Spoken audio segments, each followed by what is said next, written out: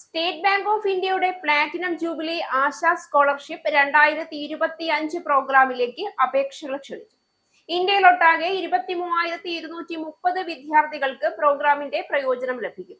താല്പര്യമുള്ള വിദ്യാർത്ഥികൾക്ക് നവംബർ 15 വരെ അപേക്ഷിക്കാൻ അവസരമുണ്ടാകും. കോഴ്സിനെ ആശ്രയിച്ച് പ്രതിവർഷം 15,000 രൂപ മുതൽ 20 ലക്ഷം രൂപ വരെയാണ് സ്കോളർഷിപ്പിലൂടെ സാമ്പത്തിക സഹായം ലഭിക്കുക.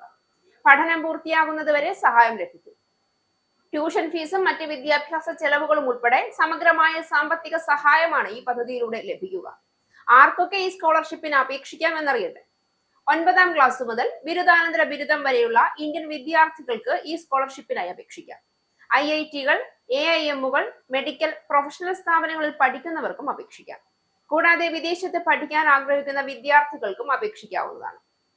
NIRF ടോപ്പ് 300-ൽ ഉൾപ്പെട്ടതോ NAC A റേറ്റിംഗ് ലഭിച്ചതോ ആയ സ്ഥാപനങ്ങളിൽ പഠിക്കുന്നവർക്കും സഹായം ലഭിക്കും.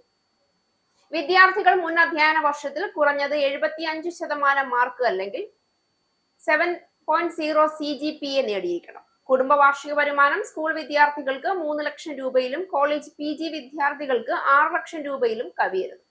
പട്ടികജാതി പട്ടികവർഗ വിഭാഗത്തിൽപ്പെട്ട വിദ്യാർത്ഥികൾക്ക് 10% ഇളവുണ്ട്.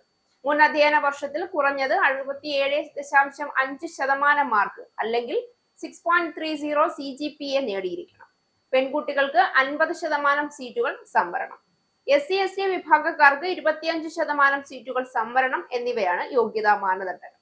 അപേക്ഷകൾ 2025 നവംബർ 15 മുൻപായി ഔദ്യോഗിക പോർട്ടൽ വഴി ഓൺലൈനായി സമർപ്പിക്കാം.